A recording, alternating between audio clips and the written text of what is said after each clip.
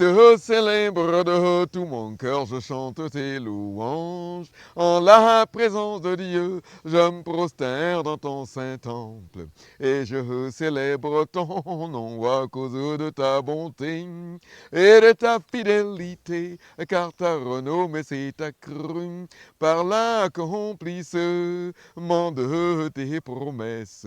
Le jour où je t'ai invoqué, tu m'as exaucé, tu m'as rassuré, tu as fortifié mon âme. Tous les rois de la terre te loueront, ô Éternel, en entendant les paroles de ta bouche. Ils célébreront les voies de l'Éternel, car la gloire de l'Éternel est grande. L'Éternel est élevé, il voit les humbles, et il reconnaît de loin les orgueilleux. Quand je marche au milieu de la détresse. Mesdames et messieurs, bienvenue sur Miracle et Profil. Cette semaine, nous allons à la rencontre d'un homme exceptionnel qui a été enlevé dans la gloire au mois de décembre 2022. Il s'appelle Pasteur Jean Gankoué. Il a été co-ministre avec le leader fondateur de la communauté missionnaire chrétienne internationale, j'ai nommé le Frère Zach. Ils ont rendu ministère de 1989 à 2009, soit 21 ans de ministère au Cameroun et hors du Cameroun. Le pasteur Jean Gankoué, puisqu'il s'agit de lui, a été ordonné comme ancien de l'église à Yaoundé. Mais avant d'être ancien de l'église à Yaoundé, il est né à Obala. Il a fait sa formation à l'école normale supérieure de Yaoundé et il a été affecté à Obala. Et c'est toujours à Obala qu'il rencontre le Seigneur Jésus. Mais comment ce pasteur, communément appelé catéchiste, ou encore le chant agréable de l'Éternel, a fait pour rencontrer le Seigneur Jésus-Christ? Nous vous invitons avec beaucoup d'attention à écouter son témoignage de conversion. Que le Seigneur vous bénisse. Qui ont marqué ma vie. D'abord, ça m'avait impressionné à cet instant et c'est demeuré là jusqu'à ce jour. Donc à la fin, quand il a demandé si quelqu'un voulait donner sa vie à Christ, j'étais le premier à me lever. Et il a dit qu'on aille sur l'estrade. Je suis allé sur l'estrade. Et après, quelqu'un nous a appris pour nous conseiller. Évidemment, je disais seulement oui à tout ce qu'il disait et je ne suivais même pas très bien tellement ma joie était comble. Et après, on a parlé du baptême. Le dimanche d'après, je suis venu pour être baptisé. Et j'ai commencé comme ça avec Christ. Et les enseignements, c'était les mardis. Et comme j'habitais au Bala, tous les mardis soirs, j'allais à Yaoundé. C'est une distance d'environ 35 km. Donc, je finissais au lycée à 17h et aussitôt, je commençais à courir pour aller à Yaoundé, prendre le bus. Aller à Yaoundé, aller à Obili pour suivre l'enseignement. Généralement, j'arrivais à être présent avant que le frère Zach ne commence les enseignements. Et si je venais à rater l'enseignement parce que parfois on ne trouvait pas de bus, c'était très douloureux pour moi. Mais j'allais infailliblement à Obili tous les mardis pour les enseignements. Et c'était vraiment très bien pour moi. Et on a continué comme ça, c'était en 1981, puis 82. Et puis, entre-temps, le frère Zach venait à Obala chaque semaine pour nous enseigner quand il était disponible. Il venait en général le jeudi. Et bon, c'est ainsi que j'ai commencé. Mais j'étais très content de lui et je l'aimais beaucoup et je me suis mis à l'admirer beaucoup. Et je voulais aussi être comme lui. Et je voulais aussi aimer le Seigneur comme il aimait le Seigneur et prêcher aussi comme il prêche. Et j'avais une admiration que je n'arrive pas à décrire. Et je me suis mis à le suivre. Dès que j'ai dit ça, comme le dirigeant de notre assemblée à Obili, c'était la sœur Céline Bidja. Mais en ce temps-là, elle n'était pas mariée, elle était Céline Bessaï. Et dès qu'elle a entendu, elle est allée à Yaoundé et elle a dit au frère Zach, il y a un jeune croyant là-bas qui est très zélé, qui aime tellement le Seigneur, qui t'aime aussi beaucoup. Et il faut aussi être comme toi. Et il t'admire beaucoup. Et c'est comme ça que le frère Zach m'a pris par la main dès cet instant. Et il ne m'a plus laissé jusqu'à ce qu'il nous quitte en 2009. Ça, c'était dès le début quand j'ai cru, les premiers mois. Qu'est-ce que tu as dit? Tout d'abord, la première chose que, si je dois commencer par le début, la première chose qui m'a beaucoup touché, c'est d'abord sa joie dans le Seigneur. Il était d'une joie continuelle dans le Seigneur. Ça, c'est... Et il avait la capacité de se réjouir comme un enfant. Je dois dire que la première fois où je suis allé à Obili, je l'ai entendu prêcher et je l'ai vu prêcher. Je n'avais pas écouté l'évangile. C'est la première fois où j'écoutais vraiment l'évangile. C'est vrai que quand j'étais petit, peut-être 8 ou 10 ans, bon, il y avait eu une campagne d'évangélisation dans notre village. Et puis, tout ce que je peux rappeler, ils avaient fait une banderole. Ils ont écrit là, Jésus-Christ, lumière du monde. Bon, ça, c'est tout ce que je pouvais me rappeler. C'est maintenant que je peux me rappeler. Mais ce qui m'a beaucoup frappé, d'abord, c'était pour moi la première vraie rencontre consciente avec l'évangile.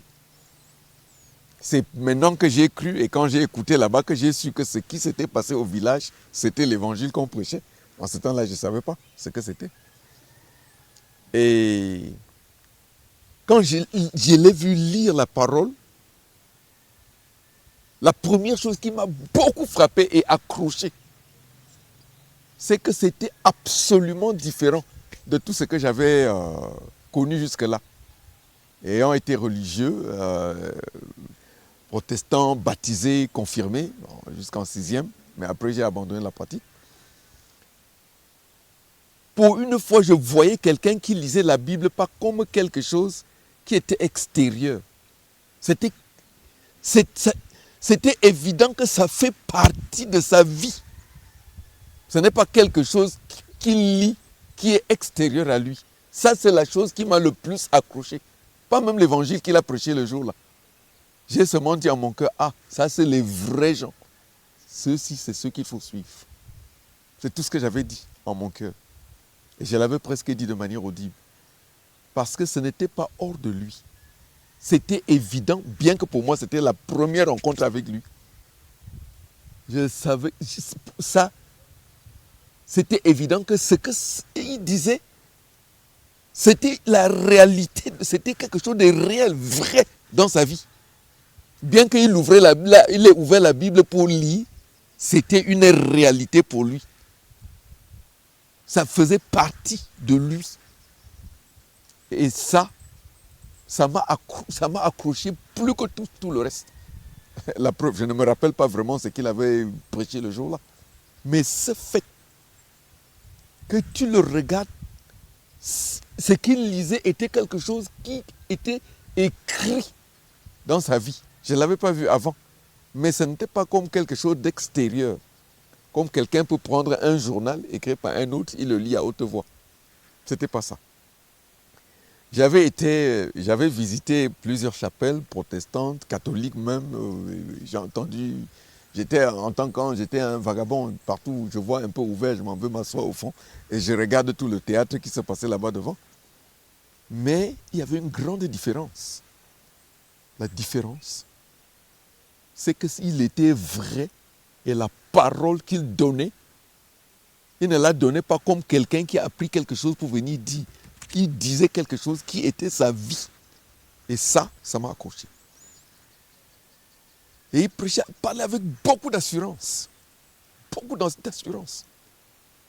Et une autorité sans se mettre à crier. Mais c'était très intense, vivant et pénétrant. Et la joie avec laquelle il prêchait l'évangile. Et la liberté avec laquelle il pouvait parler. Pour moi, c'était vraiment superbe. Juste l'assurance, l'autorité, la liberté même de proclamer la parole. Et puis, c'était évident qu'il aimait tellement Jésus.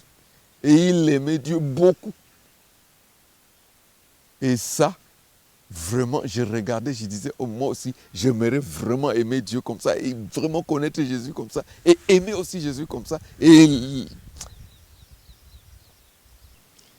Et l'autre chose que le frère Zach a fait, j'arrive à Yaoundé un jour dans son bureau là-bas en Vogada, et il m'a fait un habit, une espèce de complet, c'est-à-dire du même matériau, en haut et en bas. Et c'était un style comme ça qui n'est pas, c'est pas vraiment la veste, mais un espèce de complet, quoi. Et avec des poches là, et c'était très beau, et ça faisait bien. Et c'était fait sur mesure. Donc il m'avait regardé, et il m'avait, non, évidemment, on n'a pas pris, je ne sais pas comment il s'y est pris, mais quand j'arrive, il prend, il me donne. J'étais presque renversé. Ça m'a beaucoup touché, tellement, tellement touché. Et j'ai dit, ah, il a tant d'estime pour moi. Ça m'avait beaucoup, beaucoup marqué, les deux choses-là. Mais il m'a tenu par la main ainsi, dès les premiers mois où j'ai cru. Et comme je l'ai dit, jusqu'en 2009, quand il nous a quittés. Et c'est ainsi, comme on se touchait constamment, j'ai beaucoup appris de lui. Et je regardais comment il faisait. Ta fidélité, car ta renommée s'est accrue par l'accomplissement de tes promesses. Le jour où je t'ai invoqué, tu m'as exaucé, tu m'as rassuré, tu as fortifié mon âme. Tous les rois de la terre te loueront, ô Éternel, en entendant les paroles de ta bouche. Ils célébreront les voix de l'Éternel, car la gloire de l'Éternel est grande. L'Éternel est élevé, il voit les humbles, et il reconnaît de loin les orgueilleux. Quand je marche au milieu de la détresse, tu me rends la vie. Tu étends ta main sur la colère de mes ennemis, et ta droite me sauve. L'Éternel agira en ma faveur. Éternel, ta bonté dure toujours. Éternel, ta bonté dure toujours. Éternel, ta bonté dure toujours. N'abandonne pas les œuvres de tes mains.